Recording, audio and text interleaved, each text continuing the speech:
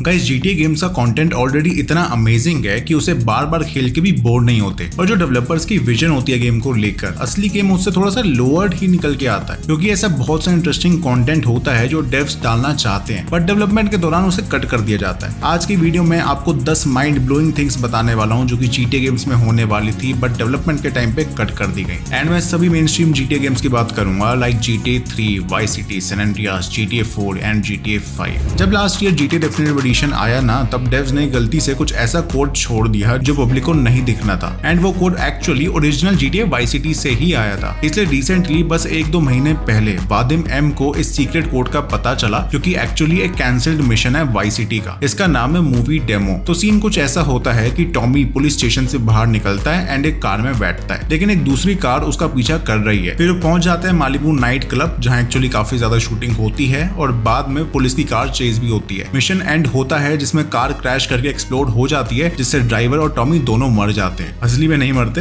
क्योंकि ये एक्चुअली में एक मूवी का शूट था। तो कुछ ऐसा था मिशन जिसे बाद में कट कर दिया गया बिफोर रिलीज। मे भी आगे चल के मॉडर्स इसका मॉड बना के हमें खेलने दे गेम में। अभी जो आप फुटेज देख रहे हो वो वादिम एम ने ही मिशन रिस्टोर करके बनाई है। उनकी वीडियो का लिंक मैं दे दूंगा डिस्क्रिप्शन में, आप जाकर देख सकते हो।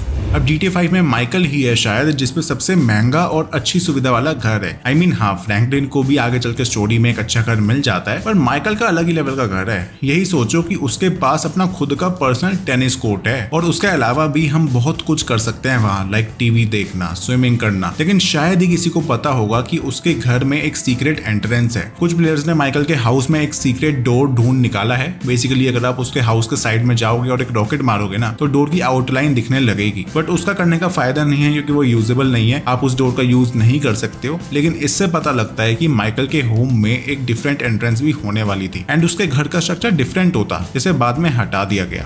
अब GTA Vice City में प्रॉपर्टीज और बिजनेसेस खरीदने का सिस्टम बहुत पसंद किया गया था। बहुत अच्छी सी फीलिंग आती थी उस टाइम पे जब हम दोस्तों में बताते थे कि भाई मेरे पास इतने घर है Vice City में, या मैंने पूरा Vice City खरीद रखा है। इसी सिस्टम को और इम्प्रूव किया गया और सैन एंड्रियास में भी इम्प्लीमेंट किया गया, जहाँ और भी ज्यादा प्रॉपर्टीज एंड बिजनेसेस थे खरीदने को। इन्हें कहते थे एसेट्स, एंड हम इवन घरों के अंदर भी जा सकते थे और हमें ये पैसे कमा के देते थे। पर आपको शायद ना पता हो कि हम उसमें पर्सनल कसिनो भी बाय कर सकते थे, जो शायद सबसे ज्यादा प्रॉफिटेबल बिजनेस होता एंड कितना ज्यादा मजा आता। I mean, कसिनो हाइस तो ऑलरेडी थी, फिर अपना खुद का पर्सनल कसिनो भी हो। इसको बाद में डेवलपर्स ने फॉर सम रीजन हटा दिया गेम से।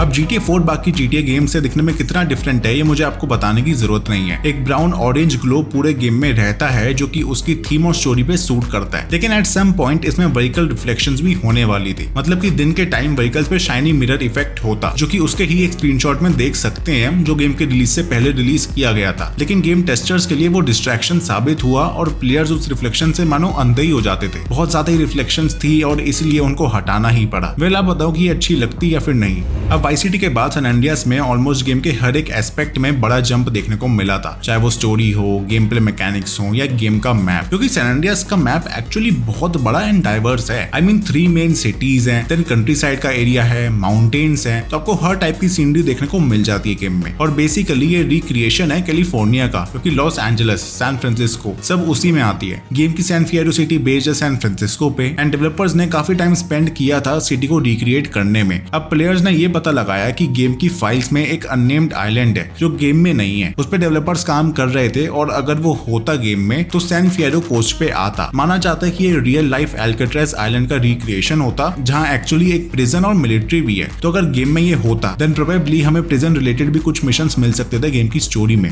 जो कि अभी नहीं है। वैसे तो GTA 5 में ऑलरेडी काफी सारी और अच्छी हाइस्ट है, पर जितनी हो उतनी कम लगती हैं, क्योंकि इनको प्लान करने में देन एग्जीक्यूट करने में बहुत मजा आता है। अब ऐसे में अगर मैं आपको बताऊं कि 6 सिंगल प्लेयर हाइस्ट के अलावा एक 7th हाइस्ट भी होने वाली थी, तो कैसा लगेगा आपको? इसका नाम होता था शर्मोटा जॉब, जिसमें माइकल और ट्रेवर मिलके एक्चुअली मार्टिन मद्रासो के घर को लूटते। इसमें 2 अप्रोचेस हो सकती थी, जिसमें से एक में क्लाउन बनते या फिर दूसरे में माइंस, और फिर उसके मैंशन में एक पार्टी के दौरान घुसते, जिसके बाद हम मार्टिन के सेफ को लूटते, उसकी वाइफ को किडनैप करते एंड हॉर्स के ऊपर एस्केप करते हैं। जी हाँ, आपने सही सुना, एक हॉर्स के ऊपर। एंड सोचो कि ये कितना ज्यादा फन एंड यूनिक मिशन होता, बट अनफॉर्चुनेटली इसे बीटा में ही रिमूव कर दिया गया। गेम की फाइल्स में अभी भी इसके डायलॉग्स की ऑडियो पड़ी है जिसमें माइकल एंड ट्रेवर होमोसेक्सुअल्स बने हुए हैं, और इस मिशन की जगह बाद में कैडा लिब्रे मिशन डाला गया था। खैर ये आज भी मॉड्स के फॉर्म में अवेलेबल है एंड लोगों ने इसके मॉडिफाइड वर्जन्स भी बना रखे हैं। अब जिस बंदे ने भी सैन एंड्रियास खेली है वो ऑफिसर टेनपनी एंड ऑफिसर पुलास्की को तो जानता ही होगा। ये दोनों करप्ट कॉप्स थे जिन्होंने सीजे की नाक में दम कर रखा था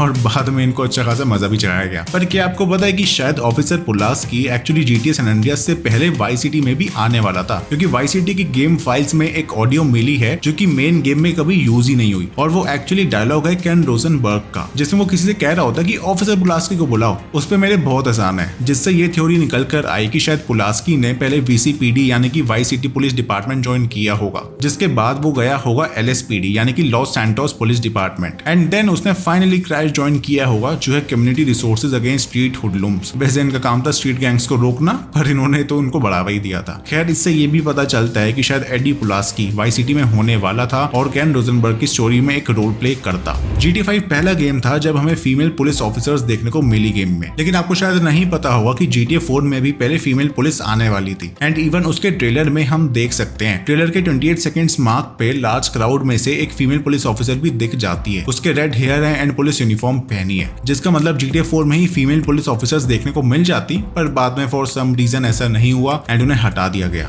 अब GTA 5 के अंदर वैसे तो UFOs हैं, एलियंस हैं, पर कोई प्रॉपर स्पेस का मिशन नहीं है जहां हम स्पेस के अंदर कुछ कर पाते। स्टिल स्पेस से रिलेटेड कुछ ऑब्जेक्ट्स हैं जिनसे लगता है कि कभी एक स्पेस का मिशन भी प्लान्ड होगा। लाइक गेम ऑब्जेक्ट्स में मिलता है एक एस्टेरॉइड जो कि मॉड्स की मदद से स्पॉन किया जा सकता है, एंड ये काफी बड़ा है। आई मीन प्लेयर्स या फिर कार्स से भी बड़ा है, इसलिए ये अगर गिरते हुए आए ना तो काफी डैमेज कर सकता है। अब वीजल न्यूज जो कि न्यूज प्रोग्राम है GTA 5 में, उसमें भी बताया गया कि एक एस्टेरॉइड काफी पास से निकला है अर्थ के। तो इन दोनों चीजों को देख के प्लेयर्स की थ्योरीज हैं कि शायद कभी एक बीटा मिशन होगा जो स्पेस में सेट होता, और वो माइकल के ड्रग्स वाले मिशन से ही रिलेटेड होता, जिसमें वो कोई ड्रग लेता और उसे वो स्पेस में पहुंच जाता कोई मिशन के लिए, बट बाद में शायद उसे हटा दिया गया। लेकिन कुछ लोगों का ये भी कहना है कि एस्टेरॉइड की कंडीशन काफी खराब है, जिसका मतलब ये है कि शायद इसे क्रैश होते हुए दिखाते, बट दोनों ही पॉसिबिलिटीज नहीं हुई आज तक। स्टिल प्लेयर्स होप करते हैं कि जैसे GTA ऑनलाइन में हर साल कोई बड़ा एंड इंटरेस्टिंग अपडेट आता है, तो किसी में ये एस्टेरॉइड या फिर स्पेस का मिशन भी आ जाए। GTA को सिंगल प्लेयर के लिए ज्यादा पसंद किया जाता है, ना कि मल्टीप्लेयर के लिए, बट स्टिल सीरीज में हमें मल्टीप्लेयर के option GTA San Andreas, GTA 4 और GTA 5 जैसे गेम्स में देखने को मिले। GTA ऑनलाइन ने तो GTA 5 की सक्सेस को एक न्यू लेवल पे पहुंचा दिया, बट काफी कम लोग ही जानते हैं कि रॉकस्टार गेम्स एक्चुअली GTA के पहले 3D गेम GTA 3 में भी मल्टीप्लेयर डालने वाला था। तो उसकी गेम फाइल्स में गेमस्पाई कंपनी का लोगो मिला जो उस टाइम मल्टीप्लेयर सर्विसेज देती थी।